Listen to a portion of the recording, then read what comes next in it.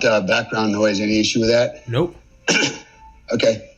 Because my daughter's watching Baywatch. Yeah, I can't. No worries, man. Dude, Yeah. what is going on, Dale? Dude. Yeah, man. The sky is falling. The sky is falling. I know. Is that a coronavirus cough? Yeah, right. No, it's actually allergies, man. Yeah. Dude, I believe you. Yeah. It's I'm really prone to allergies. So is coronavirus a Chinese weapon? Is that where we're at now, Dale? You know what? It wouldn't surprise me one bit, man. Really? I mean, you got to look at China, man. They got their ass handed to them economically by Trump, man. He put the kibosh on the bullshit, right? Yeah. And held them to account. And so, you know, they've been profiting off of us, you know, high taxes, stealing, you know, technology, blah, blah, blah. And Trump finally called them out on it and put them in their place, you know, socioeconomically, man, where they're supposed to be, and without cheating. And so now I think the writing was on the wall for them. Like, damn, you know, we got to level the playing field, and we can't do it, you know, with our economics. Yeah. We're going to have to get dirty, and I would not surprise me, dude. I think there's a bigger conspiracy at play. You know, that one American scientist, you saw that, right? Got arrested by the FBI. He was basically working with two Chinese agents, okay, at a lab up north. And in Canada? Yeah, no, in the U.S. And actually, one of the Chinese agents made it out of the country. She's on the most wanted list right now. And the second one actually got rolled up at Logan Airport and had 17 vials of I guess, you know, whatever, you know, some type of viruses or something like that in the vials, but they were trying to smuggle out. And this other guy, the American, was getting paid, you know, tons of money from them, you know, sneaking technology to him. So, you know, in Wuhan, there's a lab there, right? He was connected to that. So I think ultimately at the end of the day, man, you know, I just hope it comes to surface, man, the reality of it all. But I think there was a bigger conspiracy at play, whether it was this guy being financially incentivized to help the Chinese, not realizing what's going to happen, and they took advantage of them, or maybe it's a bigger conspiracy than that. But none of this is making any sense, you know, and when you really do analyze the numbers, you know, everybody's talking about, you know, the exponential, you know, growth of this pandemic and what it could mean, blah, blah, blah, blah, blah. But man, when you look at the numbers, okay, I'm not disagreeing that, you know, it could burgeon and it could really propagate, you know, and, but when you compare that to, you know, and everybody says, oh, you can't compare it to the flu and the swine flu and blah, blah, blah. Yeah, but I'm not going to compare it to the severity of the flu or the swine flu. What I'm going to do is compare it to the, you know, the attention those got, you know, by the media. Yeah. And nobody paid any attention to it. Nobody was locking people down when, you know, 60,000 people got hospitalized for the flu and 12,000 people died from it. And then, you know, the swine flu and on and on H1N1, and on. yeah. You know, I mean, you hardly heard anything about it. And now all of a sudden, you know, people are losing their mind over, you know, but, you know, the numbers, you know, what we have and the percentages. I mean, you've got like a 1% chance, maybe up to 4% chance of falling victim to this thing if you fall into a certain category of people right now anyways. That doesn't mean it can't mutate and kill more people. But you know what? Any daggone virus can mutate. Even the flu virus can become like super severe, you know, and mutate right now. We're still kind of in the back end of the flu season, you know. Yeah. So, but it's the response and the reaction by you know, the media, by everybody, man. You know, I mean, let's get this. When you see Americans, and I'm so embarrassed, man. Oh shit! You're good. My phone holder is kind of dude, you're fine. Gave out on me. Literally happens to everyone. The phone. But anyways, you know, when you see, you know, you see Americans run into, you know, Walmart and hoarding toilet paper, man. It really makes you wonder, man. What is your priorities, man? I mean, come on, really? You know, toilet paper. I mean, what are you afraid you're gonna not be able to wipe your ass? You know. Well, first of all, you got to have food to even concern yourself with that. You know, and so it just tells you the American people, man, not just American people, but actually globally, man. Most people are. They're lemmings, man. They just follow each other right over the cliff. It's easier to let everybody else think for you, so you don't have to. And sadly, there are two kinds of people in this world. Prey and predators. We talk about sheepdogs all the time, but ultimately a sheepdog, down at his core is a predator. He's not prey, man. He's still a predator. And that's the two kinds of people in this world. And there's a lot of people out there that don't want to use critical thinking. They're happy with being told what they need to know, what they need to do, rather than actually trying to figure it out for themselves. And so this is not going to get any better, not anytime soon. It's going to get worse, and I have my predictions of how this is going to go. But let's hear it. I actually think this is going to come in phases. So right now we're seeing schools being locked down. We're seeing social distancing and isolation, blah blah blah. The next phase is I think is what's going to happen as this virus starts to propagate even more. You start seeing more people getting sick, and you're going to see more people getting sick, and you're going to see more people coming up positive because now the test kits are coming out. More people are already positive than we know, right? And so all we're going to do now is just highlight that with the test, right? It's going to freak everybody out. Oh my God, they've always been here, but it doesn't change the numbers. But what I think is going to happen is, as the panic continues to grow, most of it's irrational, but as it continues to grow, you're going to see stores just like getting wiped out of food. You're going to see, more closures.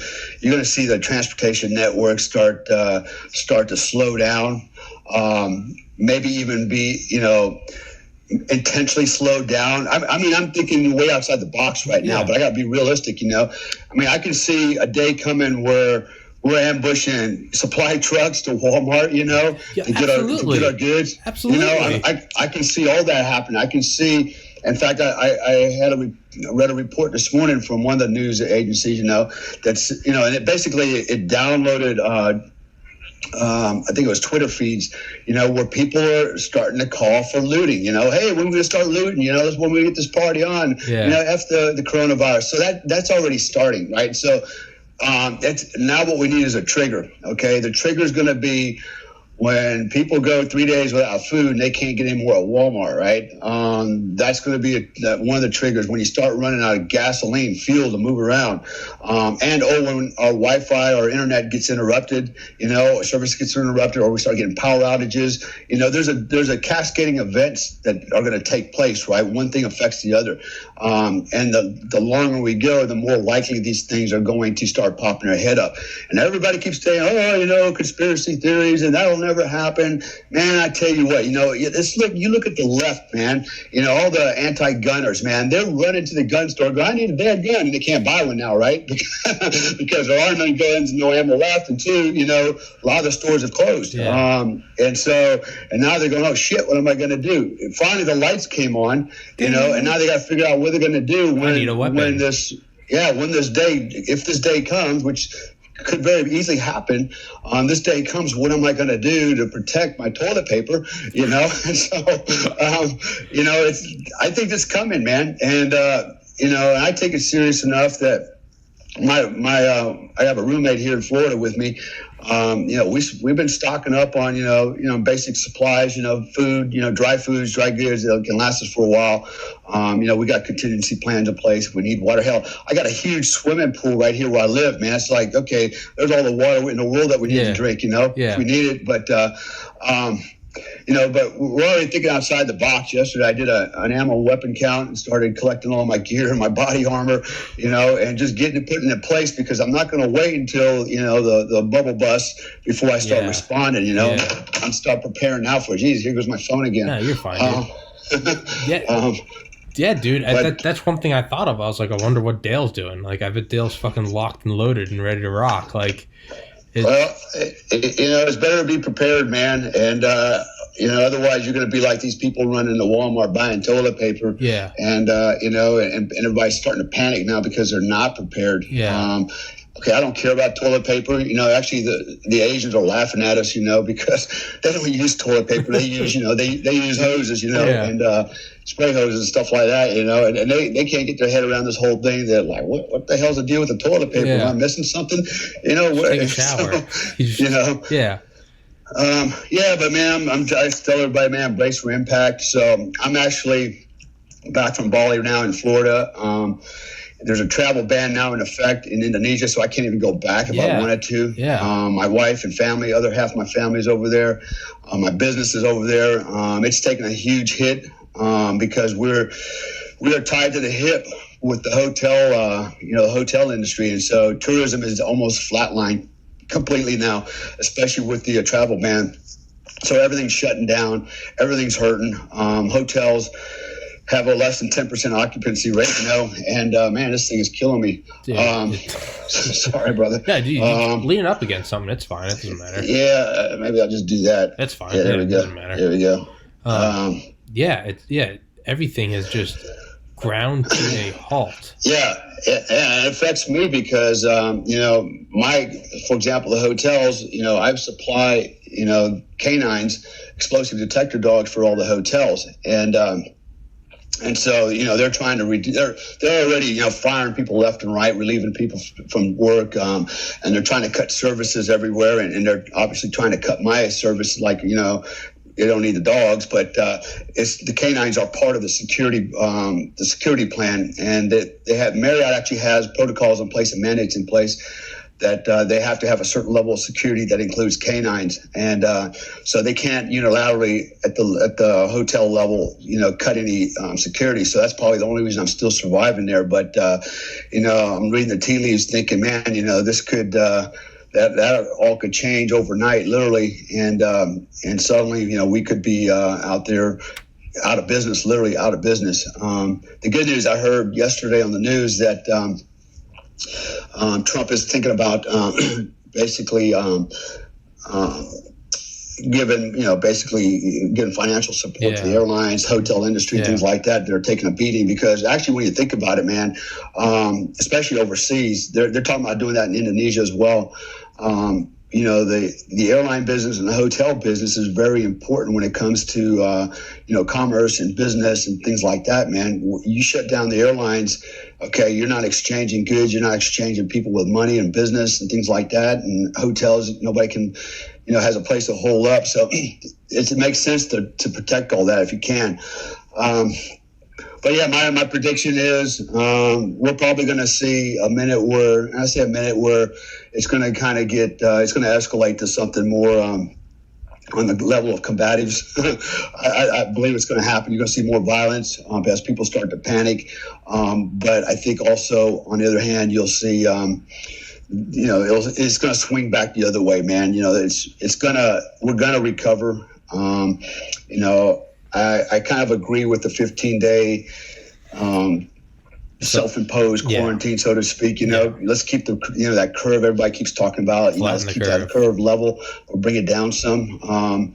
It's not going to make the virus go away, but it'll make it manageable. And as soon as it's manageable, I think you'll see everything start bouncing back. So. How long is that going to take? I'm not a scientist. I don't know. I'm hoping that within a month, things start to turn in the right direction.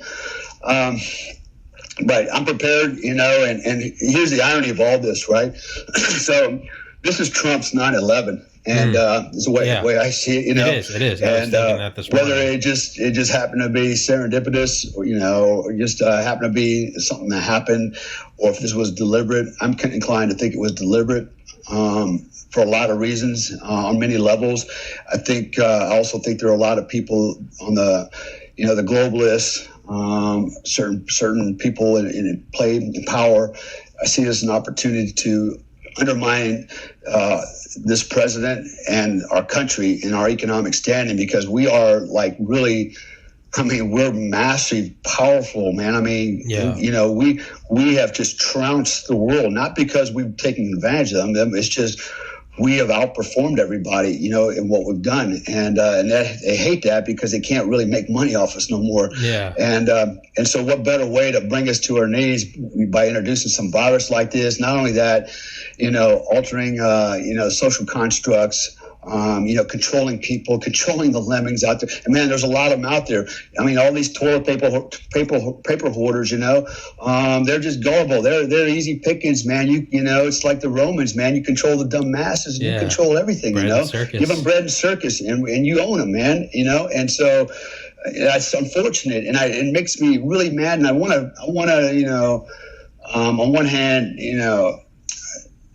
forgive these people for being dumb and ignorant, but then on the other hand, I can't, because your stupidity, your ignorance, your naivety, your failure to critically think, what you have done is you've put not only yourself in jeopardy, but you've put our country in jeopardy, and you've put my family in jeopardy. And that's the part I resent. And so if you're a liberal ass out there and you're anti-gun, now you can kiss my ass. I'm going to tell you that right now. And you get everything you got coming to you, whatever happens, man. I say that, and it sounds hateful, and be honest with you, I am hateful. Yeah. You know what?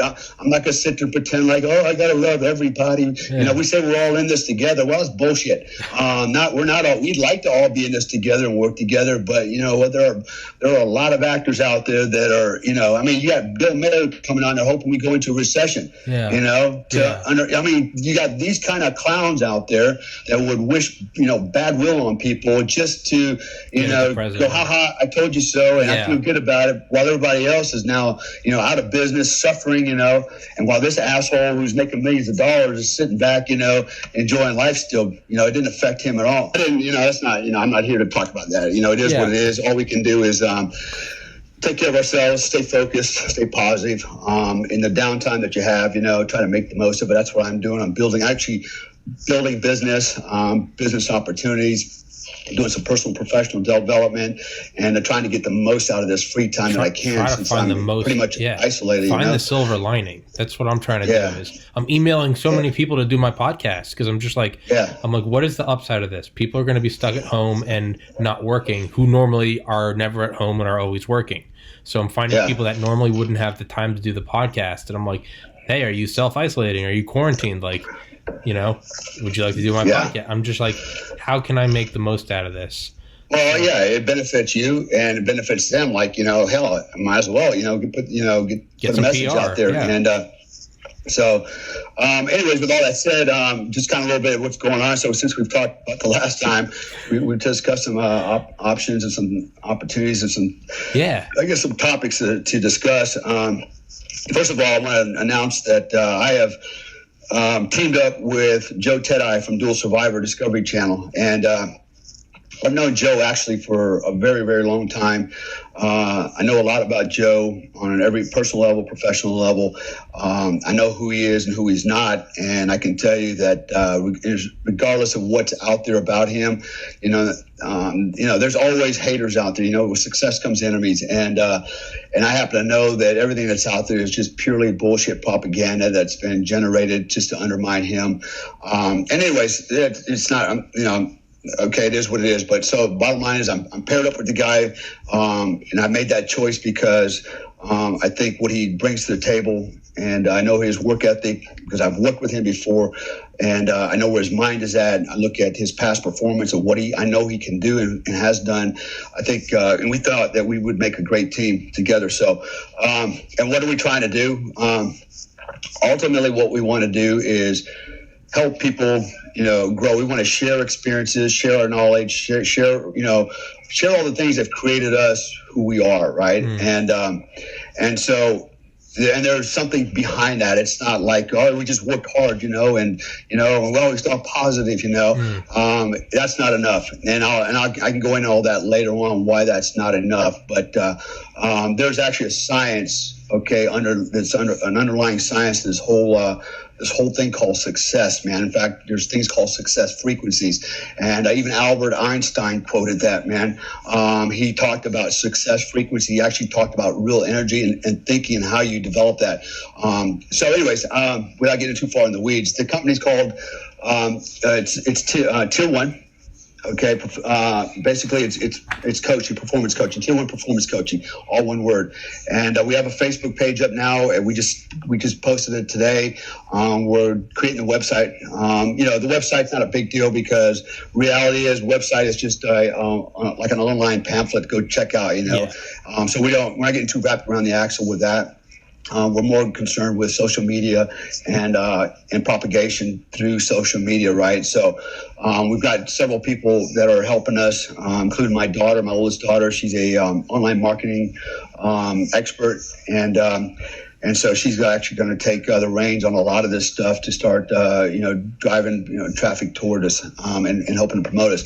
And there's a lot of other stuff. Bali, Indonesia. I'm paired up with a Canadian group over there that is promoting, starting to build my, my public profile and through social media and things like that. And they're going to help propel me forward. I'm also working with another company out of Canada, a marketing firm that is also going to help me do that. So basically what I'm doing is what I am doing now is creating or developing a goal that I was already dialed in on. And so I've always coached for a long time, and I decided that I want to make this a parallel career opportunity along with my security business, and so I feel like this is a perfect time to really start getting on the gas on the coaching stuff and take it to another level.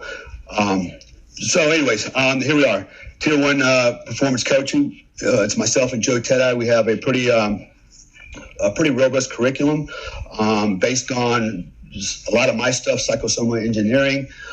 As well as his performance stuff, and we've merged it together. And what you're not going to get is you're not going to get two clones, okay? And we're parroting the same things. But what you're going to get is two guys with somewhat divergent views on some things, but there's an intersectionality there where we come together and we're in agreement that this intersection, this confluence of ideas and experiences. This is really the hub of our success, right? So there's some things that we do a little bit differently, but they both come together in the middle and go, okay, it leads to this, and if you can get this down, then you'll grow from there, right? And so we're not talking different languages, different concepts, but we're talking different contexts, I guess, if you will, or different perspectives, but with the same end states.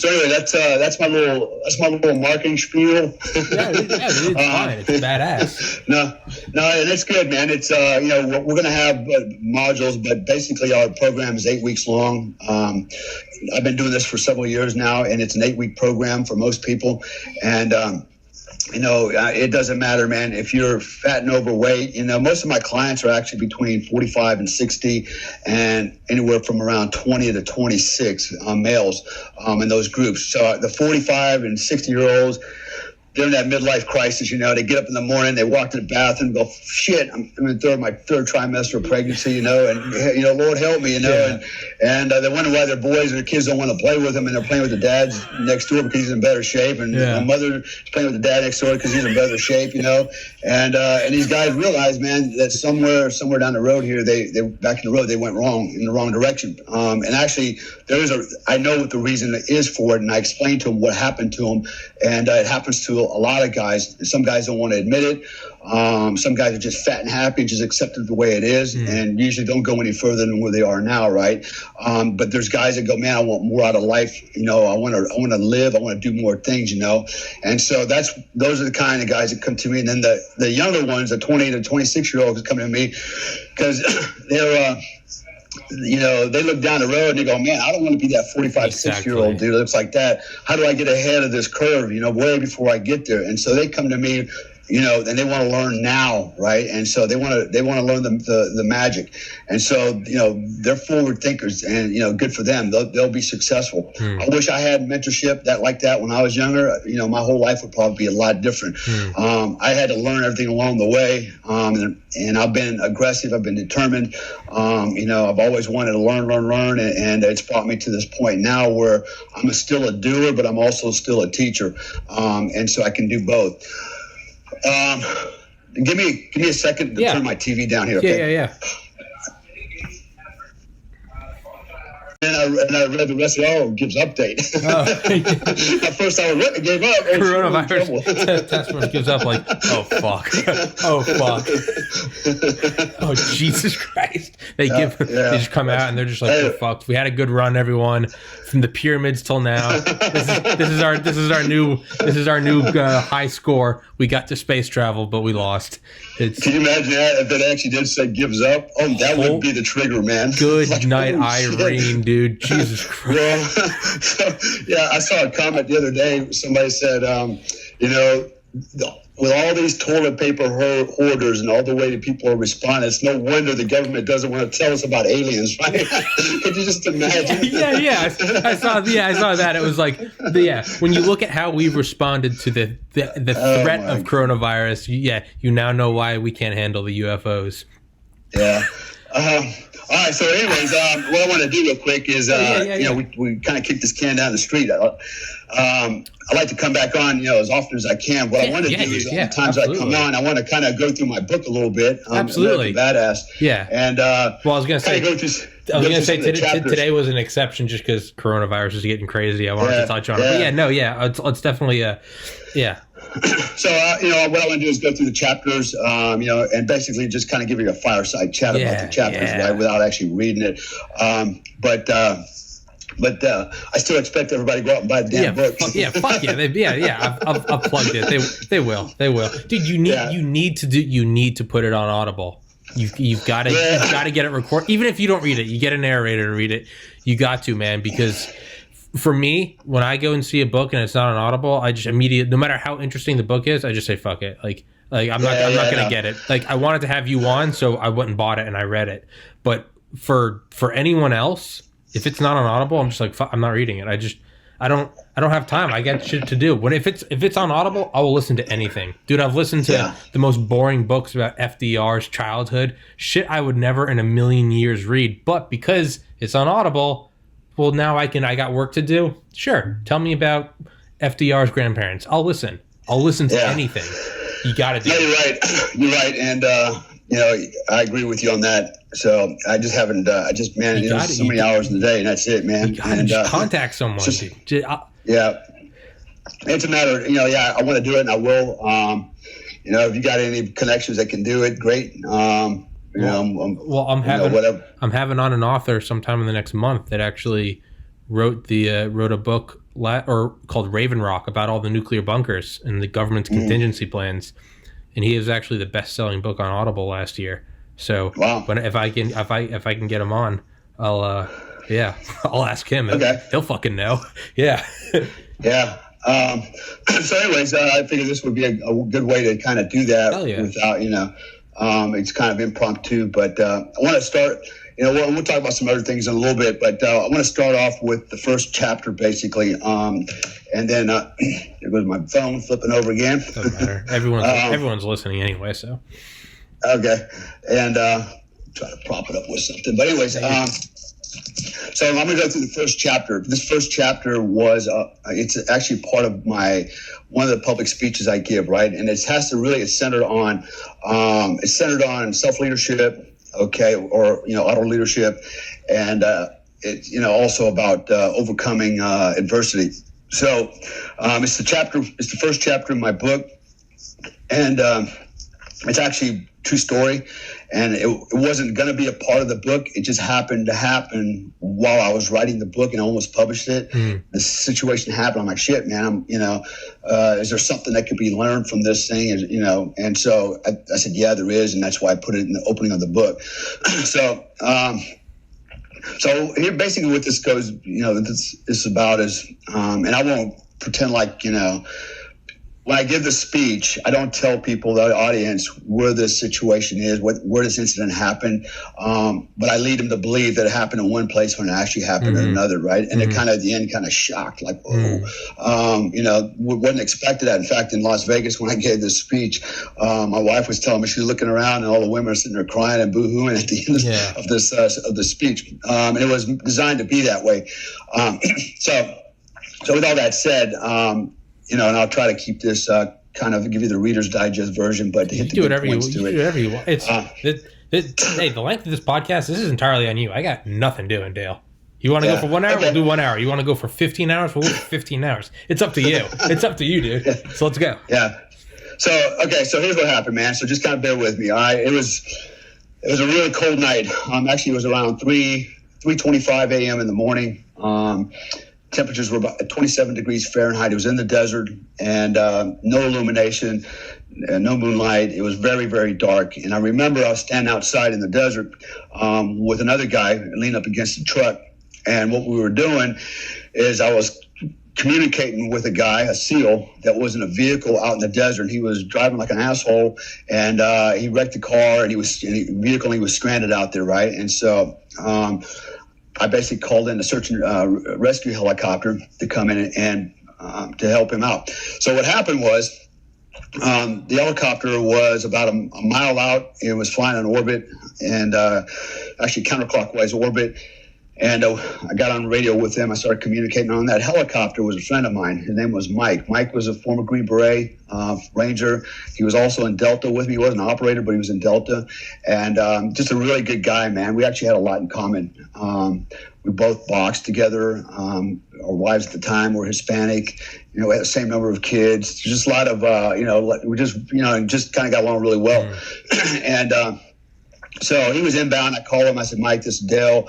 I got eyes on him, blah, blah, blah. He said, Roger that, inbound.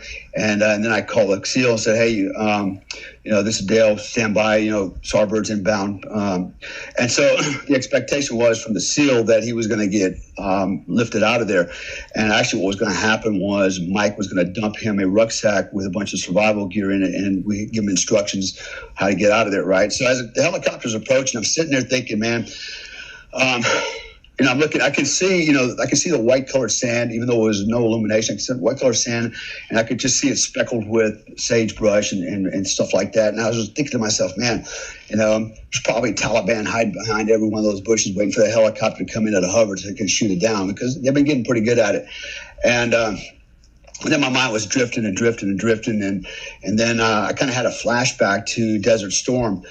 And I remember one of our troops got in contact very deep inside Iraq, and they took casualties. And so my team loaded up on 4 helicopters, basically 50 CH-53s. And what we did is we flew in for about 3 hours just to get to them, and our job was to evacuate them out of there. Well, they were already surrounded. They had about 1,000 Iraqi vehicles around them, and so it was a hot exfil. It was literally so fast that when the birds landed, ramp was down. We had two guys from my team on each of the helicopters. Got off post security, got the trucks on. They just literally drove in the back of these CH-53s and stood on the brakes and held it in place. We didn't strap them down. We didn't do anything, and all the guys were on board. And then I remember me and my teammate were like the last ones to collapse on the helicopter. And you couldn't raise the ramp, right? So the ramp was still flat, and the guys just standing on the brakes. That's it, and the helicopters take off, and there was no room for me to move forward of that vehicle. And the vehicle was literally all the way in the back of the ramp, and there was probably maybe 2 feet between the back of the truck and the edge of the ramp, right? And so I'm hanging on the back of this truck with a guy just holding it down with his foot to brake, right? And hanging on for dear life. And the other thing, it was like super cold. It was in February. Iraq is probably one of the coldest places I've ever been on the planet that time of year. Oh, shit. And so here we are flying, 100, 200 feet above ground level the entire way, trying to avoid radar and things like that. And we got everybody loaded up. Helicopters started taking off. We started flying a little bit. And then I heard over the radio that actually what happened was we flew over a SAM site, Iraqi SAM site. They painted us right away. As soon as they painted us, the flares started shooting out the back end of the helicopter, right? And so when that happens, you're on the radar. And then next thing I know, I see about 6 heat-seeking missiles coming up the back end of my helicopter. And they go shooting over the top end. They missed us, but they go over the top and explode in front of us. And then I hear on the radio, still remember it was Corvette 1 and Corvette 2, a couple fighters, fighter jets were in the area, and they were basically telling us, hey, as soon as you guys clear clear that SAM site, we're coming in hot right behind you. And they did, man. They came in right behind us and bombarded the shit out of these guys. Anyway, so I ended up standing on the back of this ramp for 3 hours, hanging, gorilla gripping the ramp, hoping I don't fall asleep, or get shot off the back end, or something crazy happens. The truck lurches backwards and pushes me off. But finally, so anyways, I'm having all these thoughts in my mind, right, while I'm standing there, and then I kind of snapped back into reality, and I saw the bird coming in. He was at my 5 o'clock position, flying across to 11 o'clock position, and all I saw was a red and green strobe lights blinking. It was, again, that's all I saw in the sky.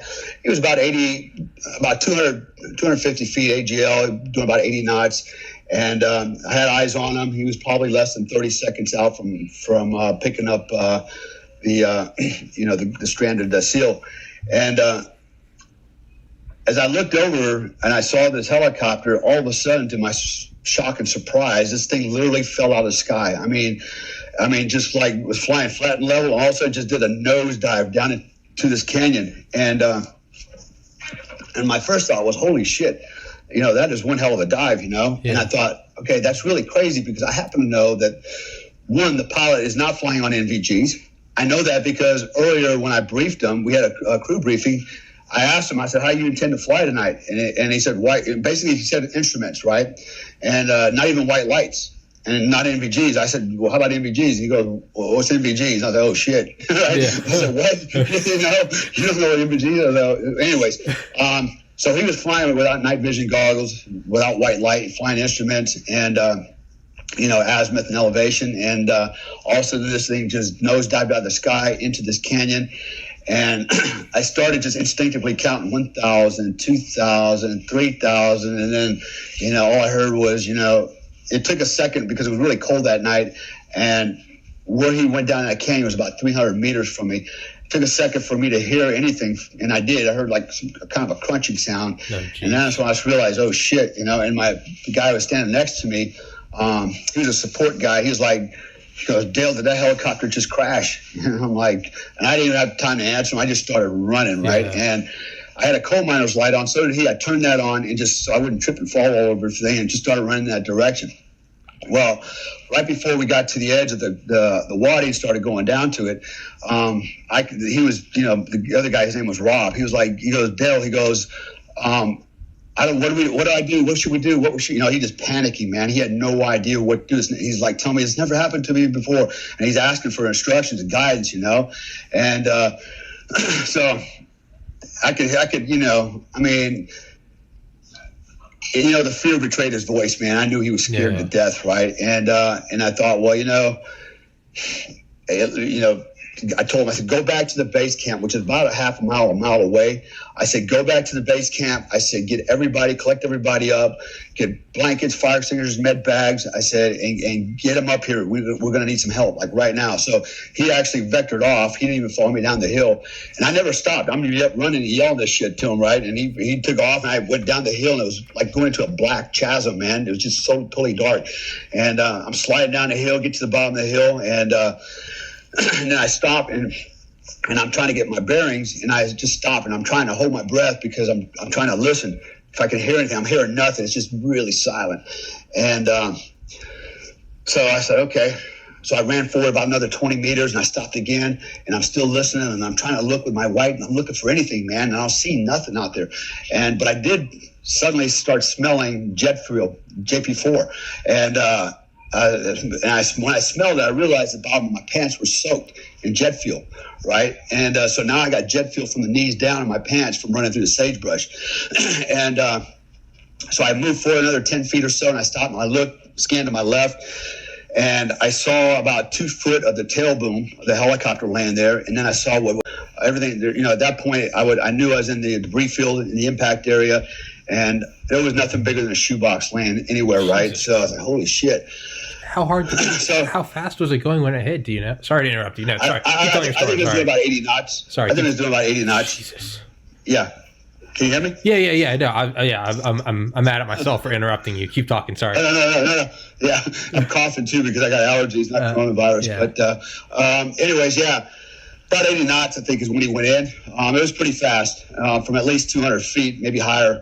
And I mean, he felt like a rock too. It was kind of freaky. But so then I scanned to about my 1 o'clock position, and that's when I saw the pilot. And I recognized him as a pilot right away because of the green flight suit. And the way he's laying down, he was laying down where his feet are away from me and his shoulders were pointed towards me, but his head looked like it was rolled up underneath his chest. Really awkward looking position. So I ran right to him, and when I got to him, remember I had a coal miner's light on, so I got just, focused light. And so I grabbed him by the shoulders, and I remember rolling him to my left. And when I did, to my shock and surprise, I mean, I wasn't expecting this, but he had been decapitated. And so, and I'm just covered now, as my hands are covered in, tissue and things like that, and I just kind of stood up and gasped. I'm like, holy shit, was not ready for that. And that's when it really strikes you, man. It's like, okay, this is this is bad. And, it's already bad, but now it's like, it really, knocks you to your knees. And at that point, for me, it was like, man, do I just sit down here and just wait for everybody to show up and just kind of, have a meltdown? And then I thought, no, and I remember some words from my OTC instructor when I went to the operator training course in Delta.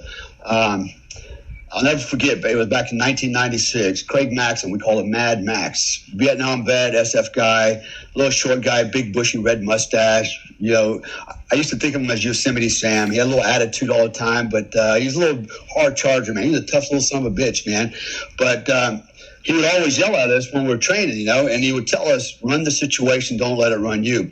And so that moment when I just about had I kind of stalled for a second, those words came to my mind, run the situation, don't let it run you.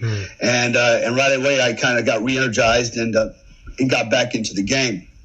So I knew there was nothing I could do for him. I stood up, scanned to my right about 4 o'clock, about 15 feet away is when I saw Mike's laying there, Mike's body. So I ran to Mike, and again, he was covered in jet fuel. His clothes was soaked in jet fuel. He had on, I still remember, a brown fleece jacket. It was just soaked, man, like a sponge. And but he wasn't dead.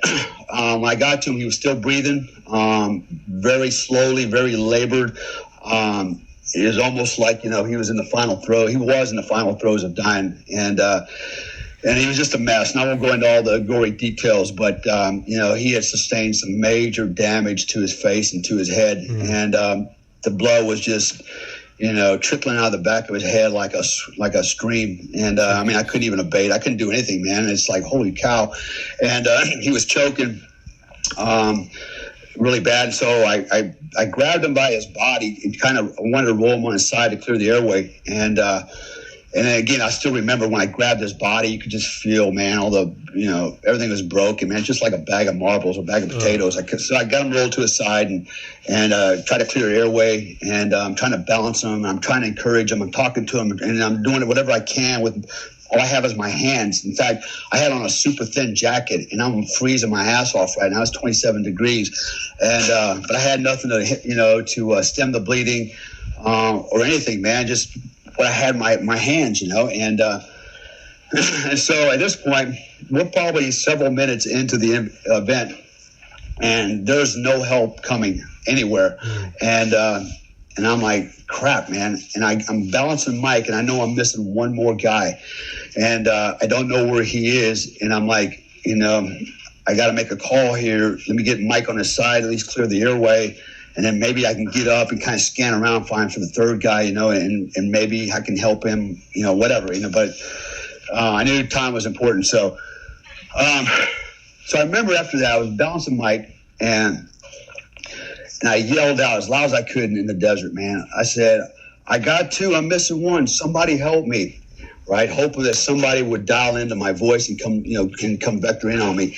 And I'm yelling this loudly. And but there's nobody coming. I'm out in the middle of the desert. There's no lights. There's no talk. I can hear nothing coming. It's just eerily quiet. And, in the cold, too, sound travels. And, and nothing. I heard nothing. Saw nothing. and it was just pitch black, and so I'm scanning around with my coal miner's light, and I'm seeing shadows everywhere and stuff, but there's nobody coming. And then the most bizarre thing happened to me as I'm sitting there, trying to figure out, okay, get him stable, get your breath, and then, try to find the other guy real quick. And then you're basically going to have to, balance your care between probably two guys if the other one's alive, right? And as I'm sitting there, the weirdest thing happened. I was actually on one knee, and I was holding Mike up, had my leg propped up behind his back to hold him on his side. Out of the open desert, in the completely opposite direction of where the base camp was located, this woman walks out of the desert, and I saw her through my light, okay? She just appears and doesn't even stop, just walks right past me within a couple feet. I mean, I could have reached out and grabbed her leg, right? And she's just moving like with a purpose. Boom, boom, boom, boom, walks right past me, about 10, 15 feet, and then all of a sudden stops, and I hear her gasp. And then she turned right around and walks right past me, doesn't say a word, doesn't look back, just walks right back out where she came from. And she's gone. And I was like standing there for a second like, man, what was that about? Well, yeah. What is that? It's like, and I turned around and looked, and when I looked further back, I saw the third man laying there. I go, holy shit, And, my thought was, well, was this like some kind of an angel trying to help me, or what's going on here, right? I had no idea where this person came from or where they went. And so I got up, I bounced Mike on the side, and I remember telling Mike, hey, man, hang in there, brother.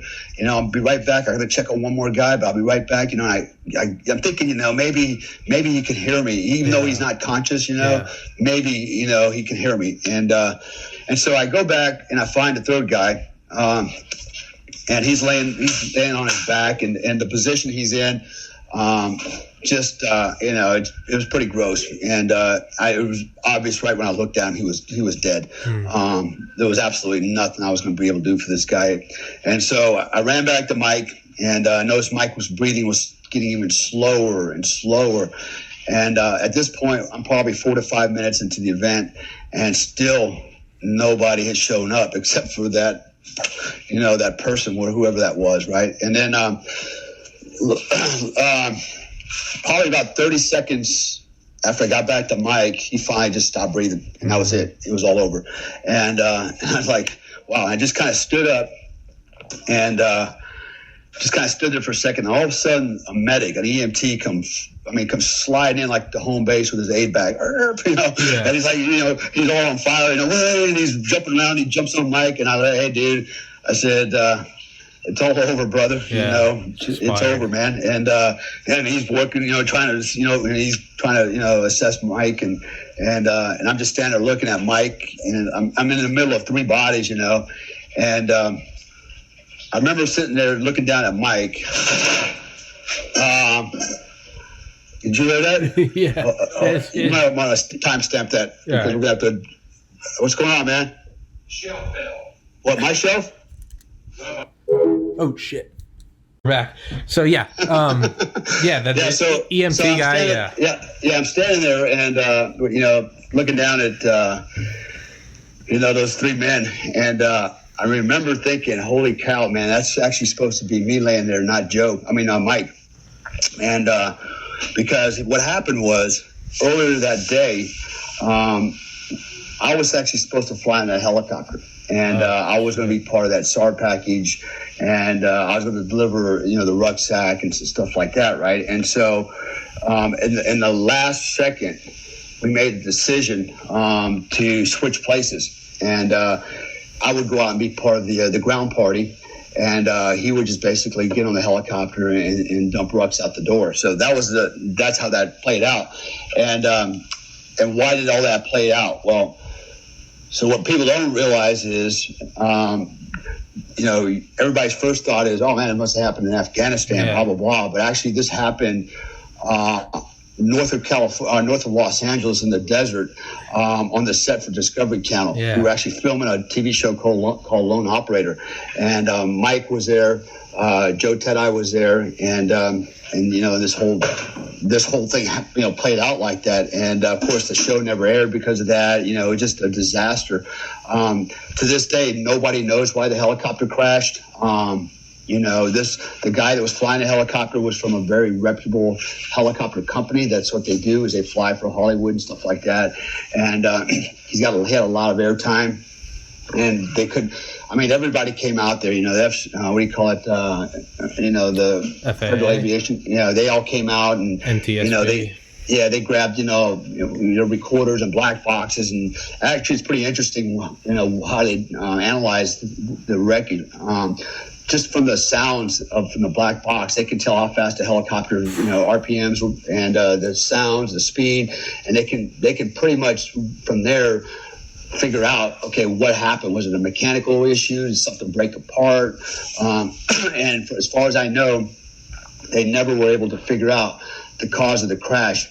My personal opinion is the pilot was, he was not an old man, but I would say he was probably late 50s, 60s, something like that. And my thing is, I think he probably went unconscious, maybe had a heart attack or something, and kind of leaned forward on that yoke and just drove that thing nose down, because the way it came down, like so suddenly, like, wow, that's the only thing that's my unprofessional opinion, I guess. But to this day, nobody knows why that bird went down. But anyways, that happened. And, there was a lot of lessons that came out of that.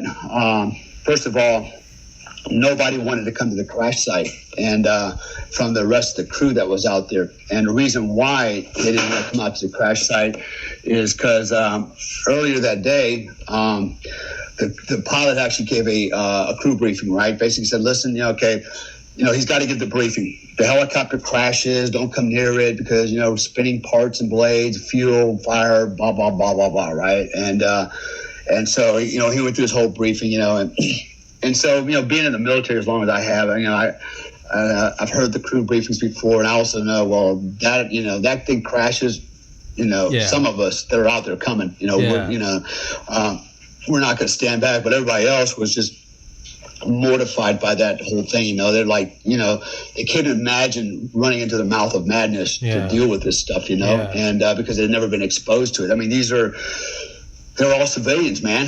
They're all civilians from, especially from the Los Angeles area, man. This is like, whoa, this only happens in movies, not actually happens on the movie, And so there was a lot of that going on, and they were pretty, people were pretty outdone by all of that, and I still remember, man, finally, after a few minutes, Joe Tedai was probably at least a couple of kilometers away on a hilltop, and he finally come running down there, and he's like, Dale, sit rep.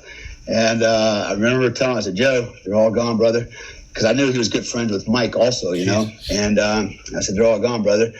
And then a few seconds later, the SEAL that we were going to recover, because this was all part of the script, right? Mm-hmm. He comes down, finally he makes it down there, and it's freezing ass cold, man, and he wants to cover up the bodies with his jacket. And I like, dude, I said, don't. I said, just, keep your jacket on. It's way too cold. You're going to hypothermia out here, it is what it is, And they actually got mad at us. The fire marshal came out there, and we actually covered up like one of the bodies with a little bit of the fuselage that we found, because he's laying there without his head. Of course that guy flipped out. Who's touching the evidence? And and he was crying. The fire marshal was literally crying like a baby. He had just come unhinged, man. And like, damn, dude, you're the fire marshal, and he's an older guy. It's like, you need to you tell him you've never been through this before, and even if you haven't, you got to show some fortitude, And I told him to shut the fuck up, man. It's like, what, and stop. Get a grip, man. You're not helping the situation right now. And so, anyways, so that was that scenario. But what came out of all that, the lessons learned. Not really lessons for me so much, but lessons for other people, because that's why I put it in the book. So people can learn something from that. There's teachable moments in everything in life, the good and the bad. You just gotta find them and identify them. One is, that what that called for, that situation call for action right away. And even though I was by myself, I worked with the other guy at first, and I basically, dispatched him to bring the rest of the crew up. It was a good call. He wouldn't have done me any good down there. He'd probably lost his shit anyways once we got there and he saw that. But, basically on the run, I'm task organizing, go back there, do this, get these guys, this is what we need, blah, blah, blah. And while I continued moving forward and doing the search. So part of it's leadership, that is part of leadership. I had to take the lead and had to direct this guy what to do so that I can get to the end of this thing as best as we can, and maybe save some lives. And then, the other thing is, self-leadership, what I call auto leadership, which I talk a lot about in my coaching. You can't, first of all, it had nothing to do, leadership. Even if you're not leading anybody, you got to learn how to lead yourself. And, if you can't lead yourself, you'll never succeed in anything you do in life. Nothing. You're a follower. Okay. You're a zebra or a gazelle. You just walk along with the herd. Wherever they go, that's where you're going, because you don't have to think.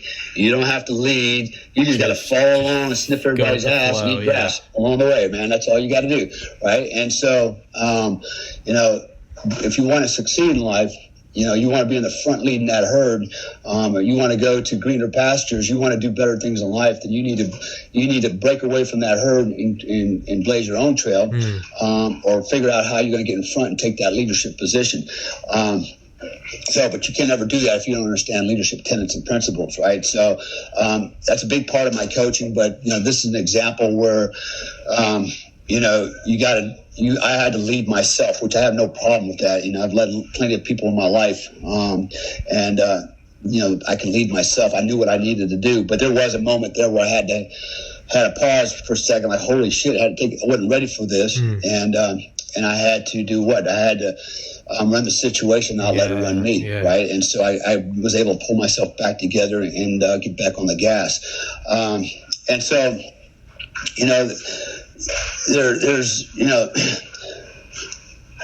there's a lot of things that if you pay attention that you can learn about people. For example, everybody else, I'm not saying they were cowards, and I'm pretty sure if there were some other people in that group at the base camp and they would happen to be there with me, they would have come with me. I'm sure of that. There's always some, but courage, it's a matter of facing your fears and doing what needs to be done anyways, in spite of all that, right? And there's a difference between courage and fearlessness. The courageous person overcomes that fear anyways and does what it needs to do, right? The fearless person is too stupid to realize he's in trouble and does dumb shit, right? And that's most teenage boys, right? We're fearless, right? And then we grow up and we get courageous and go, that was a dumb idea. Jumping off the roof of that house, that was a bad idea all the time, and we wouldn't do it at our age, we might do it once and break a leg, but we're not inclined to do that anymore.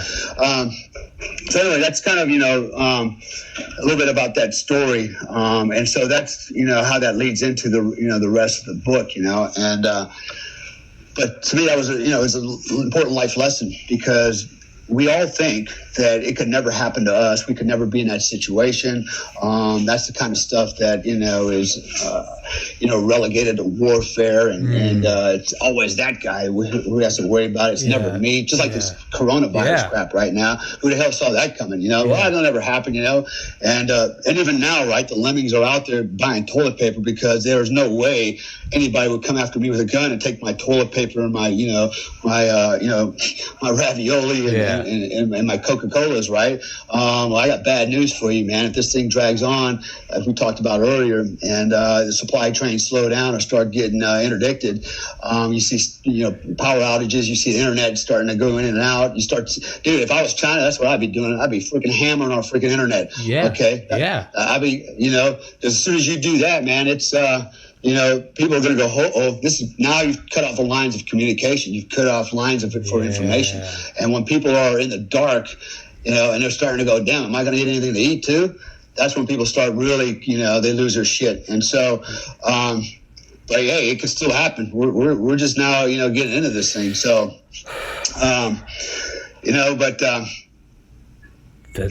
and this is what I like to do. I want to help people. I want to teach people. And the only way you can really learn how to cope with anything in life is, we fear the unknown. That most people are afraid of shit because they don't understand.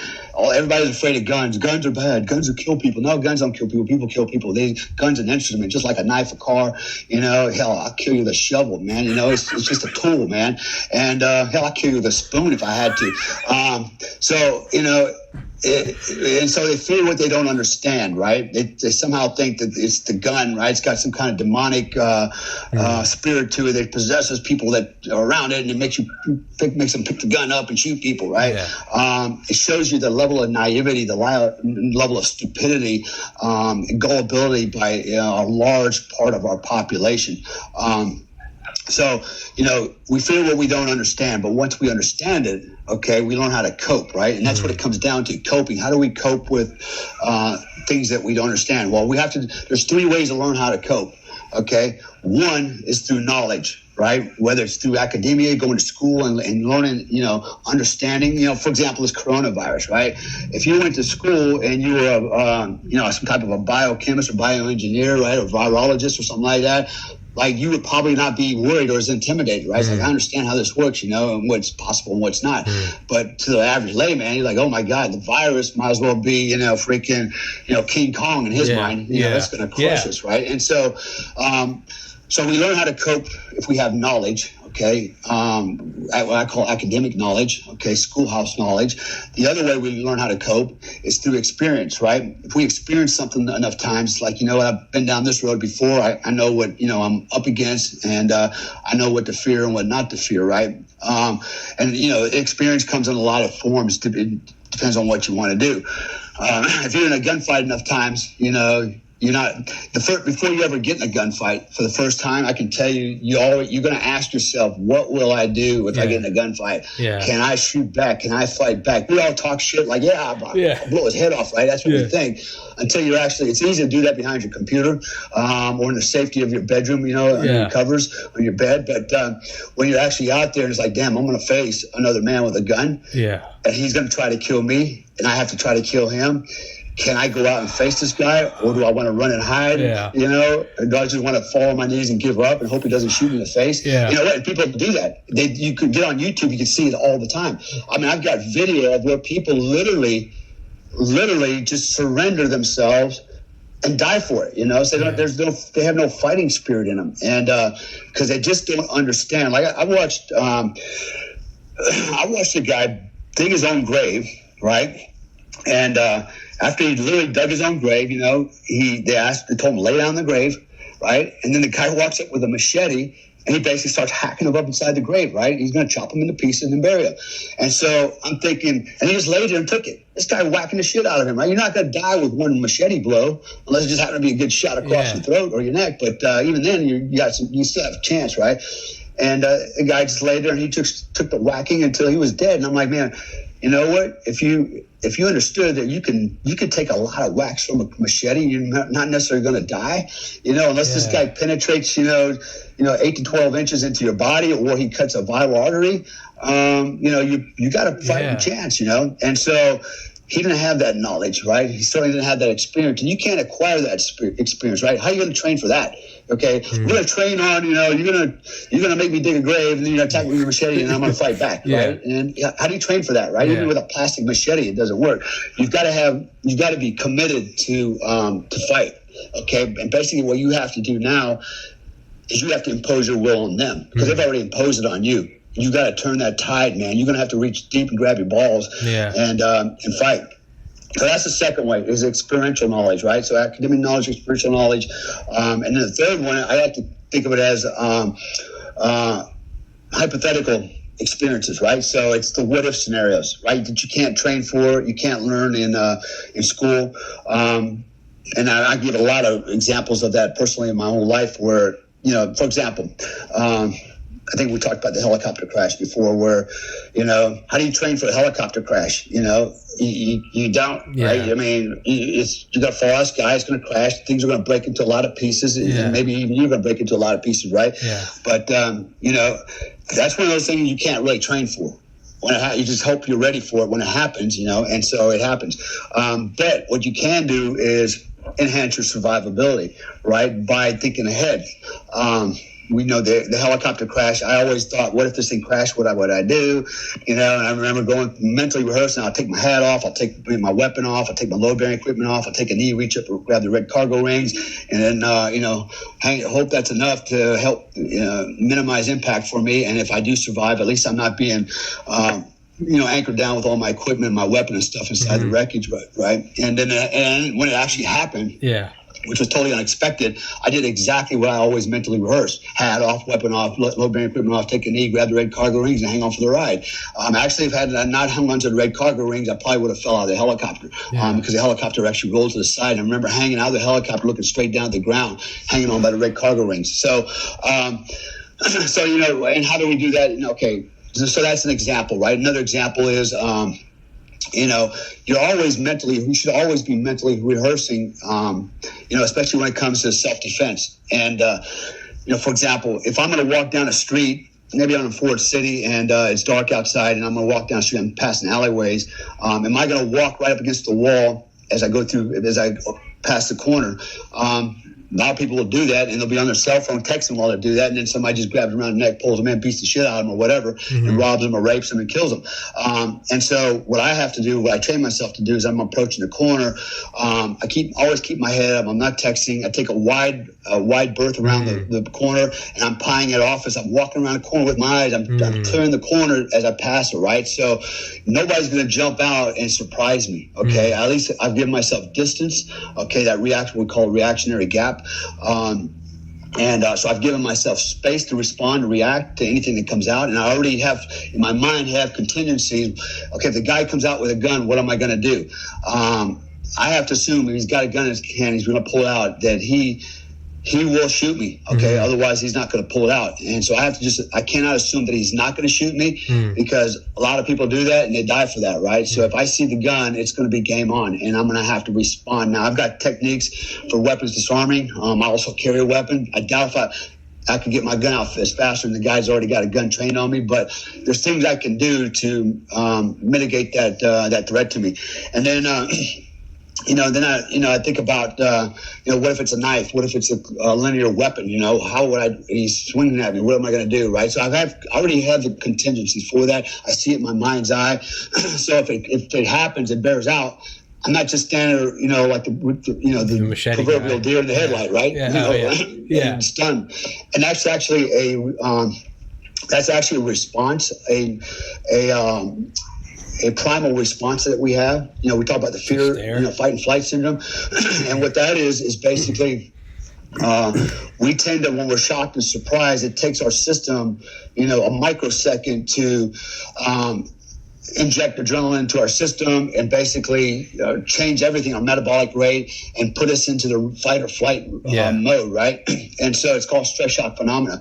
So, understanding that, I'm already behind the 8 ball. If that guy comes out, he's already at least one step ahead of me. It's going to take me a second to change gears. So now he's 2 steps ahead of me, right? So he's dictating the pace and the fight. And the only way I'm going to keep up with him and overrun him is I already have to have a contingency plan where I don't have to think about it. I just react, right? And I react because of what I teach again, autogenic conditioning. It's a form of mental rehearsals and visualizations. It's already ingrained in my nervous system. So I can respond much faster. I've already thought it through. Even before I walk up to that corner, if I've never rehearsed it before on the way up, I've already, in my mind, come up with my contingency plan, and it's already sitting on the shelf ready to be implemented, right? A boilerplate response, so to speak. Anyway, so I'm kind of getting off a little bit of a tangent there, and this kind of falls into what I do as far as performance coaching and things like that. I kind of like to get into the science of it. That's why I call it psychosoma engineering, mind body engineering, and so that's kind of my little story about my book, American Badass. Again, the book's not about being a badass. It's actually, and I always have to say this with tongue in cheek, it's about being a good ass, right? So being a good guy, being a good patriot, a good father, good, all those things, right? That's what makes you a good ass, doing all the right things, even when people aren't looking. And so that's what I try to, basically I try to share with everybody. And, there's a lot of humility in the book. I laugh at myself. I don't have a problem telling you I fucked something up. I'm human, right? Yeah. So it's the fact that I can tell it makes me a better man. Yeah, absolutely. I don't have to go around and fake the shit and lie about it, and cover for my ass. Like I screwed up. Yeah. I'm hey. Yeah. So what? Doesn't make me weak or any way inferior. Yeah. It actually makes me superior because you know what? Growing and evolving and success is based on making mistakes and recognizing your mistakes. That's how you grow and learn. Yeah. You don't grow and learn by never making mistakes. You have never matured yet in whatever it is you're doing. Yeah. Okay. You just made it this far without fucking up. Without the downfall, but you're gonna fuck it up. Yeah. It's gonna happen to you. Yeah. And so I'd rather do it up front than on the back end. Yeah. So anyway, let me get a sip of my coffee here. My go juice. yeah, I got you. Yeah, you gotta own the fuck ups, because it's like there's two types. There's like the people that are fucked up and there's liars, because everyone's fucked up. If you said you haven't fucked up, then that just means you're lying, or that you've just you've lucked out so far. You just haven't come across it. Like, okay, it's because you're 10 years old. You haven't experienced life yet. The fuck ups are coming. Well, yeah. So going full circle, so the whole idea, about the story is, why do some people respond, some people don't respond? It has to do with coping. And if you want to cope with things in life, no matter what it is, you're going to have to get knowledge. You're going to have to gain the knowledge. And there's three ways to do it. You can do it through all three means or one means, but you need to find that knowledge. It's either through academia, it's either through experience, or it's through hypothetical experience and what if and shit and create your scenarios. The third one is the one that's really directly linked to autogenic conditioning. You can develop a nervous system so that you can respond to stress and cope with situations. Of course, if you're immersed in experience events as well, the problem with them, you learn from that as well. But and it's a quick, it's a steep learning curve, but there's a lot to be said for that. And of course, academia, if you have all three of those, then you should be able to handle most stresses in life. And fortunately, I'm at a place where I think I can deal with most things, except the things that I wasn't ready for, wasn't prepared for. And then, I have enough experience that I'm not too put off by anything. I'm not intimidated by anything.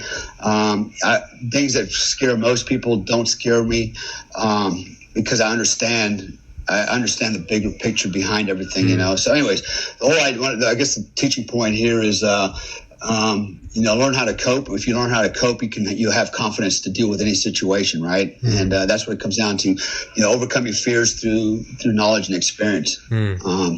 And so that was the idea there with this event, was to teach people, not to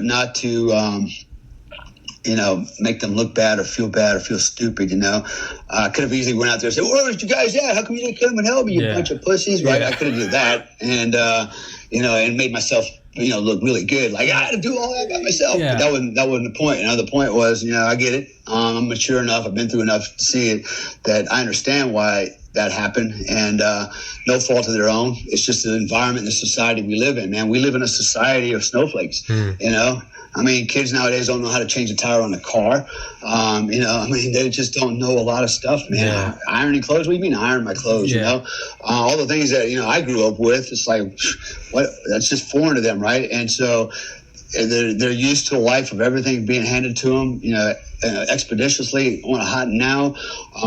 They don't have to, that's the problem we're having in this world, in this country, is especially with this whole stupid socialist movement. You look at all these millennials that support socialism and Bernie Sanders. They don't want to work. They want it for free. And they think they're entitled to it. They think they earned it somehow. And it's like, this is bad news for us. It's never worked. Because everyone always ends up dead. 125 million people in the 20th century dead. Through communism and socialism. Exactly, man. Goddamn, look at Venezuela, China, Russia. These are shining examples of how that does not work. America is a shining example how hard work actually does work, and helps you, create a better life for yourself and give you that freedom, and enjoy your freedom, and then there's always the guy, one on the side, you couldn't have done it without slavery, or you could have done it without this, or you could have done it without that, and you owe us, and man, it's like, come on, with every society there's always these other things that okay, sorry that happened. Skeletons in the closet. But it's just part of the growth, man. Nothing's perfect. Nobody's perfect. We can point fingers at everybody and anybody around the world, man. But we still, we're lucky to live here. Even with all of its flaws, and there's a lot of its flaws. I'd be the first one to tell you, man, our legal system is just that, a legal system. It's not a justice system. There's no justice in it. It's all bullshit. And I can speak all day long on that one. I have a real disdain for our legal system, just because the way it treats certain people, and myself included. Aside from, and it's really not, and to be honest with you, it's really no different than any third world legal system. I've been there. Okay. I've lived in over 87 countries, and I've seen the legal systems, right? Yeah. It's always the same. It's always corrupt. It's always about money. Yeah. It's about lawyers getting rich, judges making money, keeping the institution alive with money, states profiting from people. See, I can go all day long with this crap, it is what it is, and so you can try to change it. Good luck, especially if you're just one person, or you can figure out how to navigate through it all and come out on the other end and be, and be happy and be free and enjoy some type of success. That's what I choose to do. That doesn't mean it's always going to work for me. It hasn't always worked for me, but, you are the key to your own happiness. And, at the end of the day, it's a choice. Okay. Yeah. It's hard to be happy when somebody's holding you down or put you in jail, but it's all about mindset, and how you choose to deal with things, how you choose to respond and react. And that's why I always, it's like everybody wants to blame what happened to them when they were a kid. Everybody wants to blame their parents. They want to blame the other guy for, whatever. Nobody wants to take any personal responsibility. It's the economy, and, I don't, whatever, man. You know what, dude, I've seen enough high achievers come out of, I got one good friend, man. He lived on the streets of Las Vegas, man. And within 10 years, he was one of the top 1% income earners. I can go on all day about this guy. He's this great success story. I have a lot of these kind of stories, And, your life is what you make of it and the choices you make. Life is a series of compromises. That's what it comes down to, And people make bad choices, bad compromises, and they own it. If you own it, you can learn from it, and you can, continue to grow. But if you don't want to own it, you want to blame everybody else, you go back to being the follower I talked about earlier. You're no longer a leader, right? Yeah. And so, anyways, I'm throwing a whole lot of stuff out there. No, about, dude, not at all. No, there's no leadership and things like that. Yeah. But, anyways, so it's kind of there's my story and a little bit about what I'm doing, man. And what I'd like to do is do some more of these stories with these lessons learned. Absolutely. And, absolutely. Share some of the stuff about the coaching that I'm doing and some of these other programs I'm involved in. Like survival is going to be a big thing, right? So here's the funny part.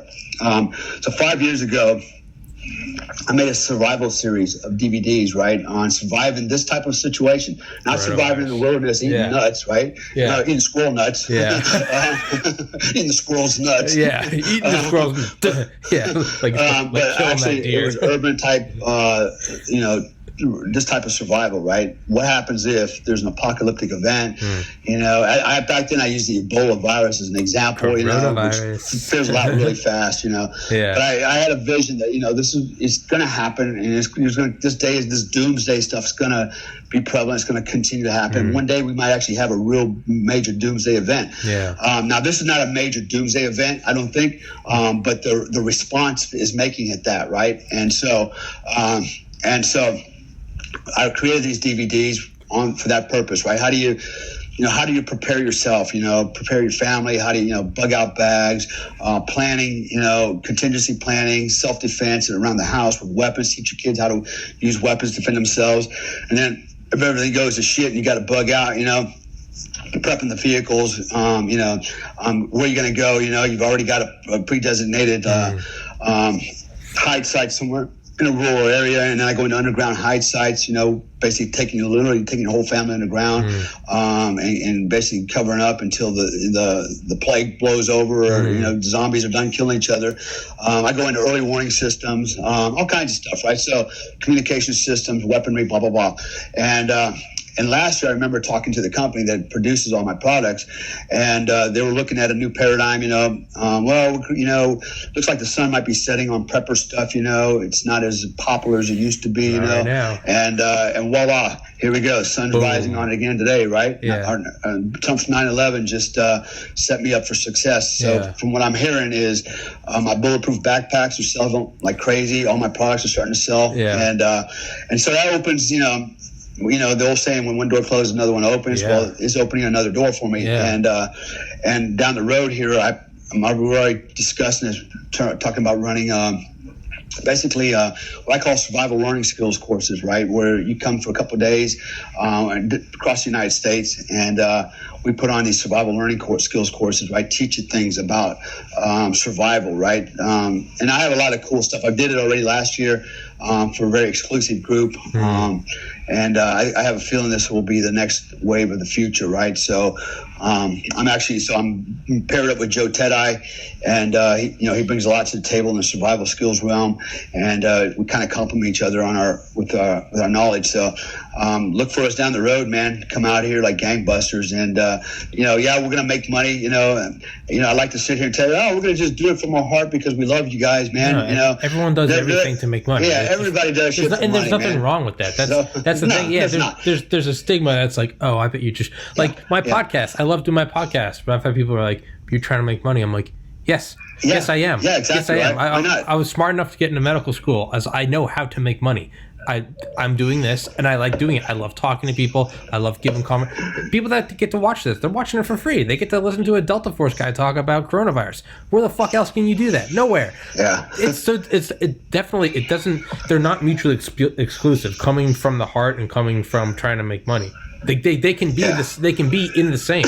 I would like to make money off my podcast. That doesn't mean that I don't love doing this and I don't love putting shit out there. It's just same. So same with your prepper thing. Like, it's doing it for the betterment of everyone. But dude, farmers grow food to sell for money. That doesn't mean that doesn't make them any less noble in what they do. They're not out here to just feed you. I'm here to feed you. No, if there's nothing wrong with that. I think that entire idea. Oh, you're making money. I say that because fuck people that have a problem with that. Actually, it's my conscience, right? Yeah. And I'm very conscious about stuff like that.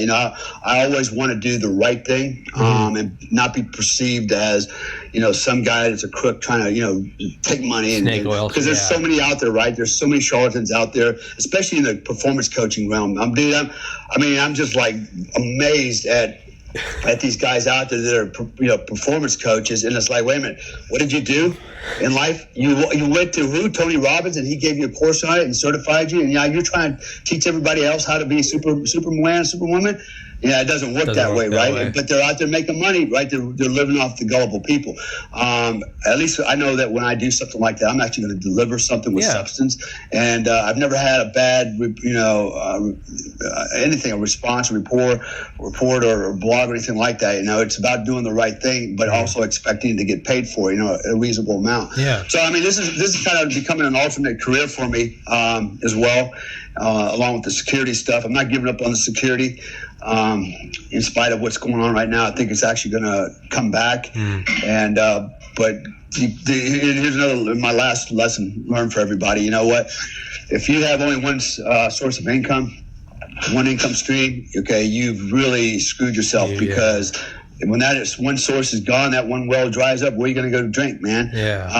Grab your gun and go drink at your neighbor's well? I don't know. But that's where a lot of people are today, right? And so The good news is, for me anyways, is I've always had multiple income streams. Now, I made a lot of money. And I've lost a lot of money. It's like ebbs and flows. And the reason I lose a lot of money because sometimes I'm willing to take a risk and try something else. It doesn't work, boom, I lose my ass. But I don't give up. It's like, okay, let me redirect myself and come in on another approach so I get to where I want to be.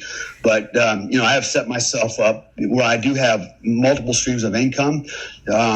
To keep me going so I can sit at home today and not actually go to a job, not worry that I don't have a job and still be making money, right? And whether it's through the internet, whether it's inventing products, I've invented stuff, like my ballistic backpack, right? I created that several years ago. And, and I still, drawing royalties off of that. I'm getting royalties off of DVD products I created. I can go on all day long about stuff like this, So my retirement check from the Army. Okay, I worked 20 years to get that income stream. There's a lot of different things. And the point that what I'm trying to make is, you have to be diverse, man. You have to diversify yourself. If you haven't done that, man, you have really put yourself at the mercy of the world, man. At the coronavirus and your boss, man, and the company you work for, whoever you're working for. The market. Now you're out there flapping. I know people out there that relied, just on one thing, and now that this is happening, it's like, man, I'm done. Flatline, probably not going to recover for a long time. And what am I going to do? I have no other skills to fall back on. So, anyways. There's my Dale-isms. And lessons learned, man. So. I wrote down some questions, but I'll save them for tomorrow, so I don't keep you. But man, let's still want to talk tomorrow. Fuck Same yeah, time. All right, I got a bunch of but I'll save them for tomorrow. Okay. All right, man. I'll text you tomorrow morning and let's do another one, dude. I'm fucking excited. I'll send you a link to this one when it's uploaded. All right. All right, Dale. Brother. All right. Peace. Bye-bye. Peace.